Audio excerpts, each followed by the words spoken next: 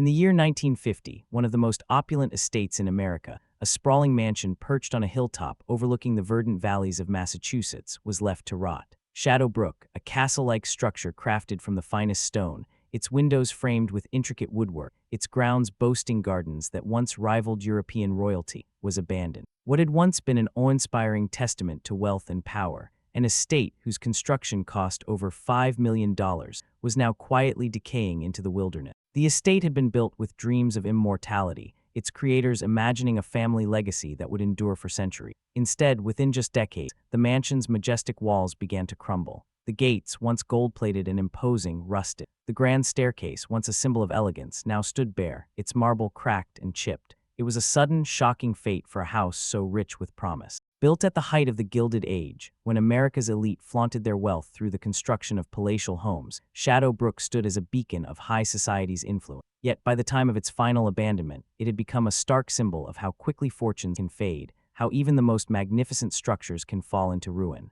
What happened to this architectural wonder? How did such an incredible estate, once viewed as eternal, meet its tragic end? This is the story of Shadow Brook, America's most beautiful abandoned castle. The story of Shadow Brook begins in the heart of the Gilded Age, an era when industry, wealth, and ambition collided in a rapidly transforming America. The mansion's creation was fueled by the extraordinary success of the Fairchild family, whose fortune was derived from one of the nation's most prosperous industries, railroads. The patriarch of the Fairchild dynasty, Charles Fairchild, had built his fortune in the railroads during the post-Civil War boom. As America expanded westward, so too did the railroads, and Fairchild was quick to seize opportunities. With a keen eye for business and a strong will to match, he became one of the wealthiest men in New England. But wealth, as many of the period's industrialists would soon learn, often demanded a show of opulence, an outward demonstration that could solidify their place in the nation's elite. Charles's rise was swift, but it was his son, Henry Fairchild, who would transform the family legacy from mere wealth into an architectural statement. Henry had inherited not only his father's fortune, but his taste for grandeur. The family's new status required a residence worthy of its stature, one that would become the epitome of high society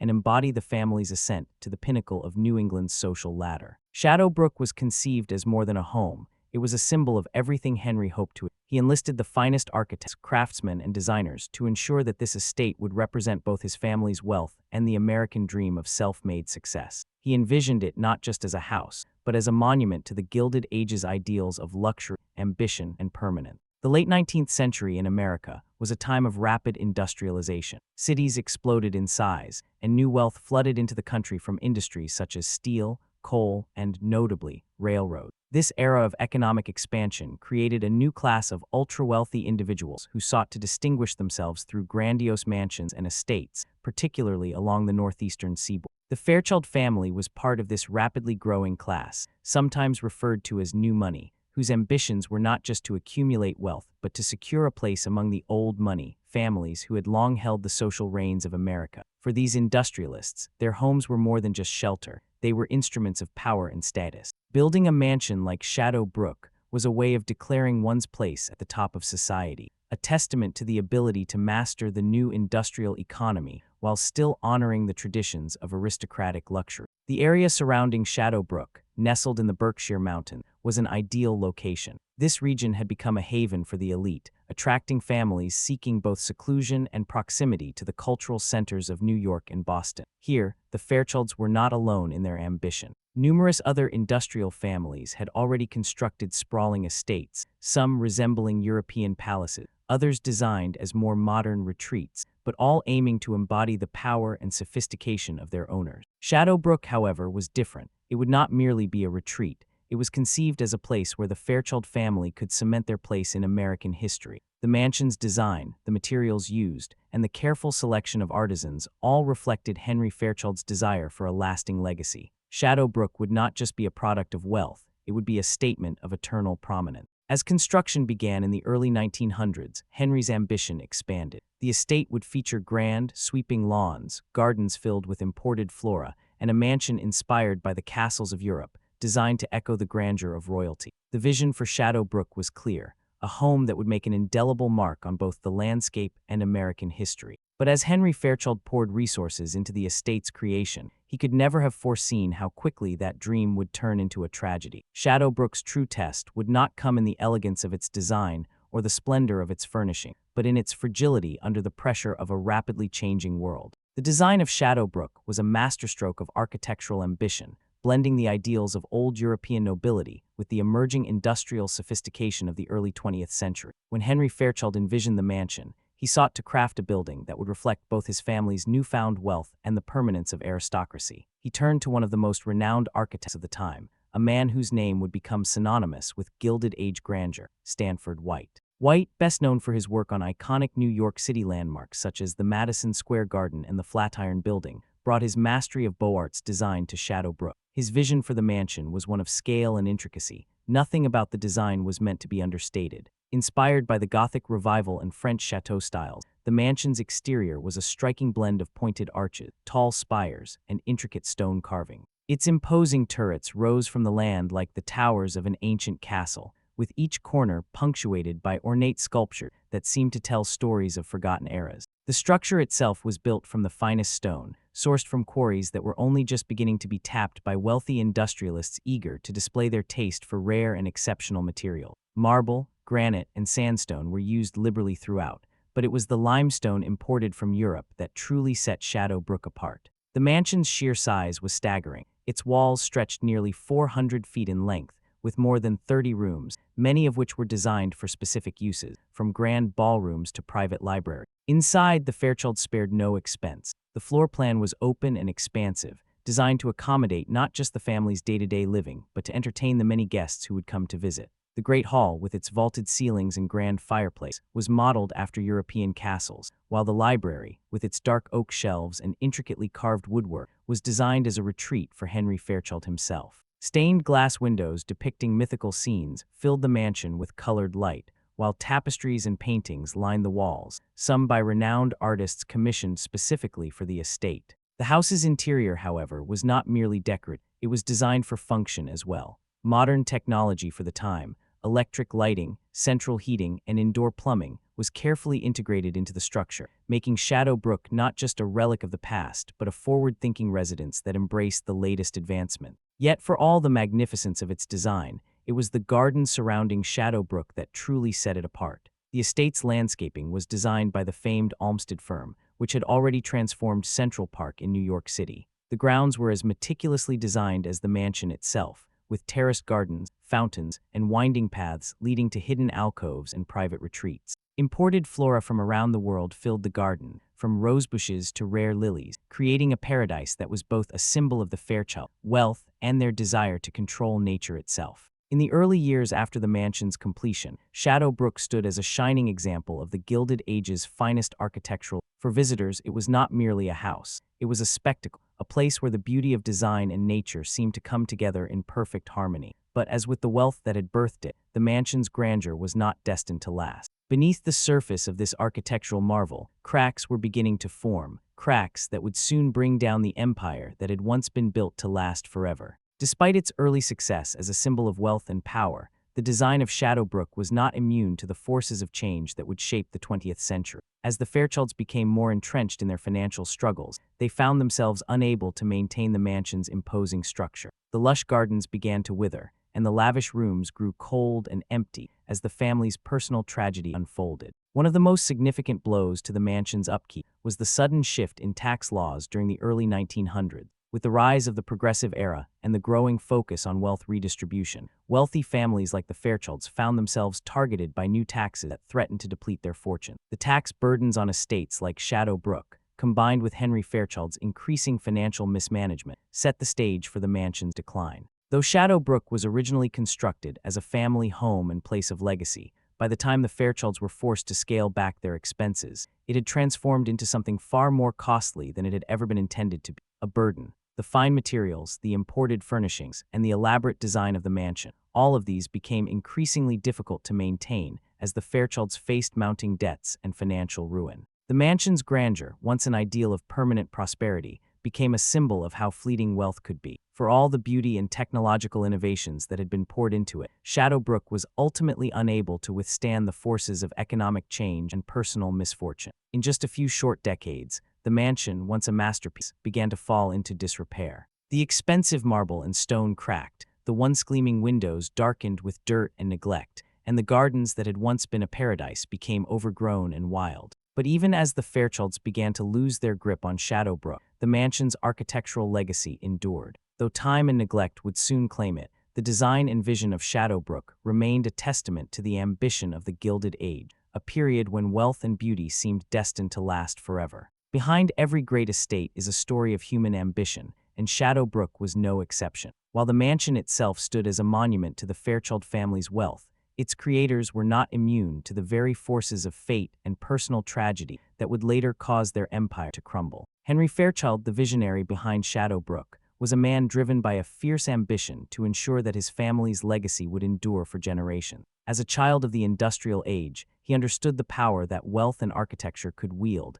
and he sought to use both to secure his place in history. But ambition, while a powerful motivator, can also be a dangerous. For Henry, the dream of building Shadow Brook came at a heavy cost. In his pursuit of grandeur, he alienated many of the people closest to him, from family members to business partners. His drive to create the most impressive estate in New England was so all-consuming that it began to erode the bonds of trust and stability within his own household. The most profound loss the Fairchilds suffered, however, was not one of fortune, it was personal. In the early 1900s, tragedy struck the Fairchild family when Henry's beloved wife, Eleanor, died unexpectedly of a sudden illness. Her death left Henry devastated, and it was said that he never truly recovered from the loss. Her absence in the mansion left an emotional void that could not be filled, and it was this sense of emptiness that began to seep into the walls of Shadow Brook, even as the mansion itself remained physically intact.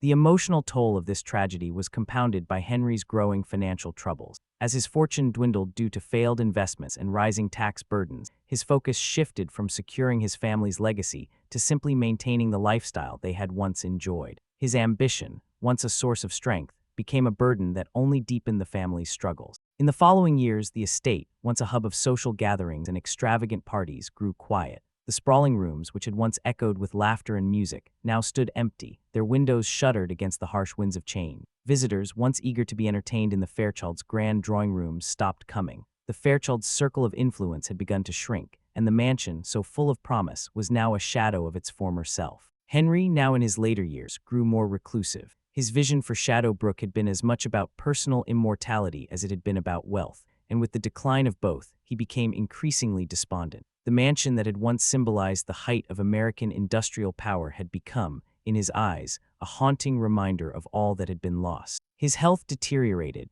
and the once proud patriarch, who had envisioned himself as a man who would be remembered for his architectural masterpiece, was left struggling to hold onto the last remnants of his fading fortune. As the Fairchilds' financial and emotional decline unfolded, so too did the fate of Shadow Brook. What had once been a dream of eternal grandeur was now on the brink of disintegration. As Henry Fairchild's health deteriorated, so too did the fate of Shadow Brook. The mansion that had once been a testament to the family's ambition now stood as a silent observer to their decline. With mounting debts, a family in disarray, and the economic pressures of the Great Depression, the Fairchilds found themselves unable to maintain the estate. In the early 1930s, with no heirs to inherit the property and no funds to keep up the estate, the family was forced to sell Shadow Brook. The mansion, once the pride of the Fairchilds, was auctioned off to the highest bidder, a developer who had no intention of maintaining it as a grand home. Instead, Shadow Brook was repurposed, its vast rooms broken up and divided, its gardens overrun by weeds. The estate that had once been an icon of wealth was now relegated to a shadow of its former glory. Many of the intricate carvings, the imported marble,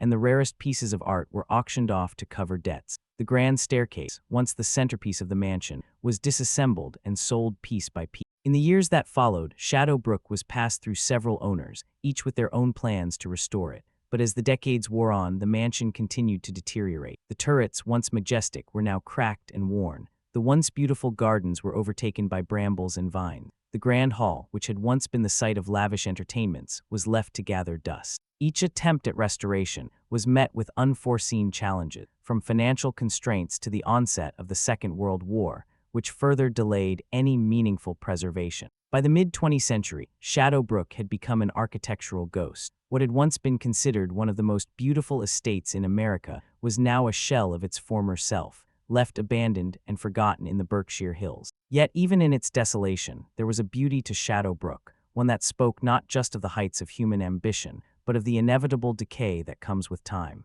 It was a mansion whose fate mirrored that of so many other Gilded Age estates, built with dreams of immortality, only to be swept away by the tides of history. By the time Shadow Brook had been abandoned, the world around it had undergone a profound transformation. The economic boom of the Gilded Age had given way to the challenges of the 20th century, and the mansion, once a symbol of the industrial elite, was now a relic of a bygone era. The rise of new economic powers, shifts in cultural values, and the changing attitudes toward wealth and privilege were beginning to have an undeniable impact on estates like Shadow Brook. The Gilded Age, which had been defined by its excesses, had already begun to recede by the 1920s. The Great Depression, which gripped the nation during the 1930s, was a harsh reminder of how fragile even the most robust fortunes. Many of the country's wealthiest families found themselves facing ruin, and the idea of maintaining extravagant estates, large, costly, and sometimes impractical, became increasingly untenable. Shadow Brook, once a grand statement of wealth and achievement, was now a burden.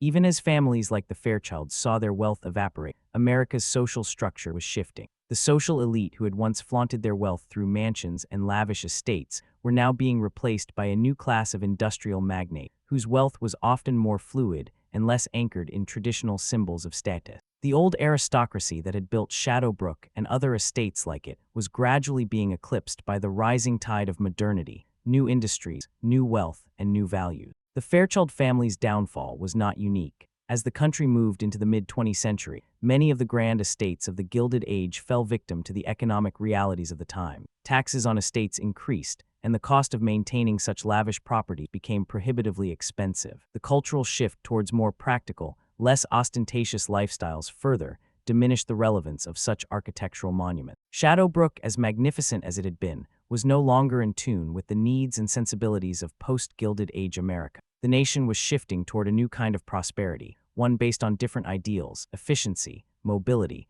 and a more democratic approach to wealth. The mansion's decline was symbolic of the broader collapse of the Gilded Age's values and the decay of its ostentatious symbol. Yet even in its decline, Shadow Brook was not entirely forgotten. The mansion remained a testament to a past era, its very decay serving as a haunting reminder of the transitory nature of wealth and grandeur. Some local historians, academics, and preservationists continued to study its architecture, hoping to uncover the lessons that could be gleaned from its rise and fall. The 1970s and 1980s saw a growing movement in the United States to preserve the nation's architectural heritage. As historic preservation gained momentum, the plight of Shadow Brook did not go unnoticed. Though many of the grand Gilded Age estates had been lost to time or the wrecking ball, Shadow Brook stood as one of the few remaining examples of the opulence and ambition that defined the era. As the mansion continued to deteriorate, local preservationists and historians rallied around the idea of saving what was left of Shadow Brook. By the mid-1980s, efforts were underway to stabilize the structure and prevent its complete collapse. The mansion was listed on the National Register of Historic Places, and several restoration plans were put forth in an attempt to reclaim its grandeur. Yet, these efforts were met with challenges, both financial and logistical. The estate's remote location, the sheer cost of restoration, and the extent of the damage made it difficult for any one group to take full responsibility. Local governments were unwilling to fund the project, and private investors, though interested in the idea of reviving Shadow Brook, found the costs prohibitive. It was clear that the mansion's future would depend not only on the willingness of the public to invest in its preservation, but also on a collective effort to bring attention to the importance of saving such historical sites. Over time, the estate became a symbol of the struggle between preservation and progress. Some saw it as a vital link to America's past, a piece of architectural history worth saving. Others viewed it as an obstacle to development, an aging, crumbling structure that stood in the way of new growth. As the debates over its future raged, Shadow Brook continued to stand as both a symbol of the Gilded Age's grandeur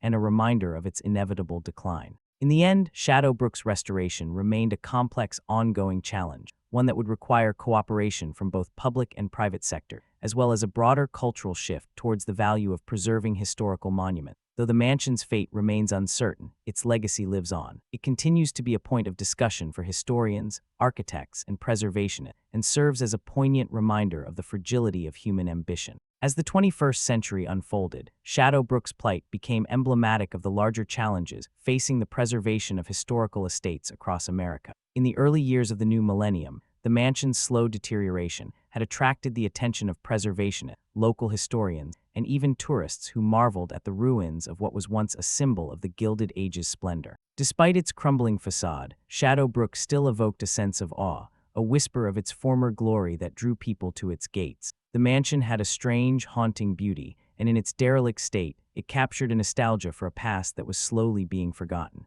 In the early 2000s, a local nonprofit organization called the Shadow Brook Preservation Society was formed. The society aimed to halt the mansion's decline and raise awareness about the estate's historical importance. The group began organizing fundraising events, gathering volunteers, and working with architects who specialized in restoring historic property. Their goal was not just to preserve the mansion, but to revive the memory of the Fairchild family and their ambitious vision. One of the primary challenges faced by the Preservation Society was the mansion's remote location. Shadow Brook was nestled deep within the Berkshire Mountains, far from the cultural hubs of New York and Boston. This isolation meant that it lacked the same level of attention from national preservation groups that had rallied behind other iconic American estates. However, the rise of social media and the internet brought new hope to the cause. Photographers, bloggers, and history enthusiasts began to share images and stories of the estate online, attracting a wider audience to the mansion's plight. The photographs of Shadow Brook's crumbling towers, ivy-clad walls, and decaying interiors became symbols of both forgotten beauty and the fragility of America's historic landmark. Slowly but surely, Shadow Brook began to capture the public imagination. Documentaries about forgotten mansions, including one dedicated entirely to the Fairchild estate, drew attention to its historical and architectural significance. The more people learned about the mansion's rich past, the more they understood that Shadow Brook wasn't just a relic of one family's fall. It was a part of a larger national story about the Gilded Age, industrialization, and the complex relationship between wealth and preservation. As awareness grew, the Preservation Society garnered support from a wider circle of historians, philanthropists, and even local government officials. By 2015, the group succeeded in securing a substantial grant from the National Trust for Historic Preservation, a vital step towards stabilizing the mansion. This funding allowed for initial efforts to shore up the foundation and prevent further structural damage. The idea was not to restore Shadow Brook to its original grandeur, an effort that would require millions of dollars, but to stabilize the estate, halt its further decline, and protect it from the elements. The mansion's rescue, however, remained a long-term endeavor. It required balancing historical accuracy with the reality of budget. The Preservation Society sought to make Shadow Brook a part of local educational initiatives, offering tours and lectures about the Gilded Age, industrial history, and architectural preservation. The mansion's status as a museum and historical site began to take shape,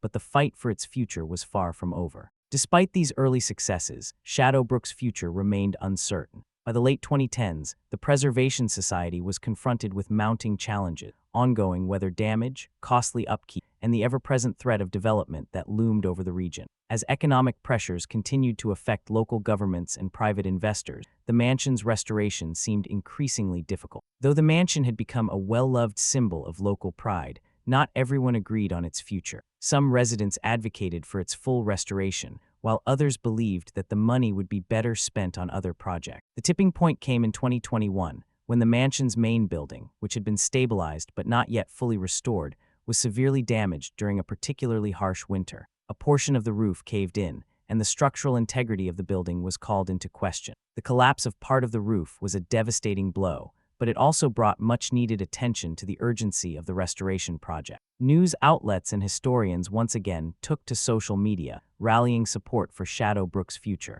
In response, a coalition of preservationists, local government officials, and philanthropic organizations united with renewed vigor. The Shadow Brook Foundation was formed, this time with a broader mission to bring the mansion back to life, not just as a historical site, but as a cultural hub for the region. The foundation proposed a plan to repurpose the estate for educational purposes, combining museum exhibits, cultural events, and educational programs focused on the Gilded Age and architectural preservation. The idea was to turn Shadow Brook into a living, breathing part of the community, while also honoring its history as a symbol of American ambition and tragedy. As part of the revitalization, the foundation sought to integrate modern technologies with historical preservation. Solar panels, energy-efficient heating, and advanced weatherproofing systems were installed, ensuring that the estate could be maintained without sacrificing its architectural integrity. The mansion's once neglected gardens were being slowly reintroduced, with sustainable landscaping methods replacing the traditional European-inspired design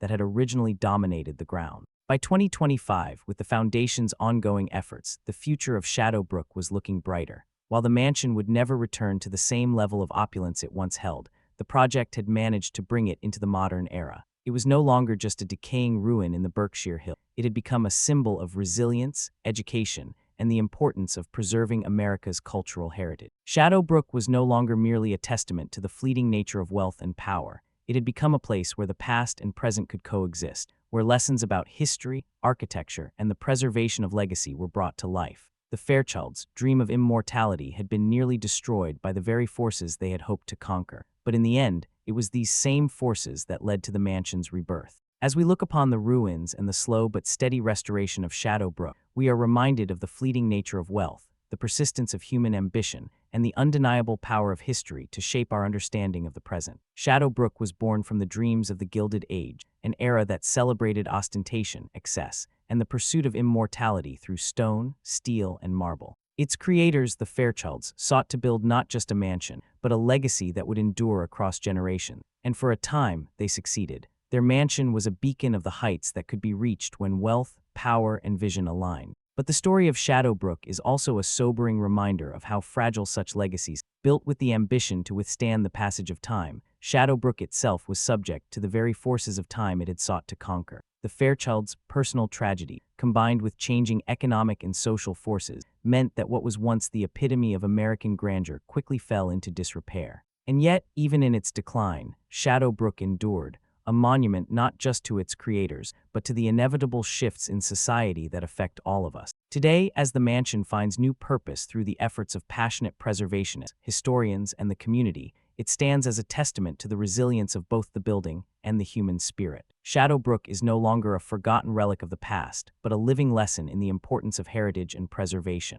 The house may never return to its original splendor, but it no longer needs to. In its restoration, it has found a new role, one of reflection, learning, and connection to a past that still informs our present. The story of Shadow Brook invites us to consider the legacies we are building in our own lives. What will remain of our ambitions, our desires, and our creations when we are gone? In a world that constantly shifts and changes, what will we leave behind for future generations to learn from, to cherish, or to rebuild? As the mansion's walls slowly find new life, so too does the story of Shadow Brook encourage us to preserve the cultural and architectural treasures that tell the stories of our collective past. The history of these mansions, these symbols of ambition, power, and transformation, reminds us of the fleeting nature of fortune and the enduring need to remember and learn from it. In the end, Shadow Brook's tragic fall into ruin is not just a tale of decay, but one of renewal. The very decay of the mansion became its most powerful lesson. And now, as it stands poised between the past and the future, Shadow Brook reminds us that preservation is not merely about holding on to what was, but ensuring that the lessons of history are passed forward, so that the grandeur of the past can continue to inform the promise of the future.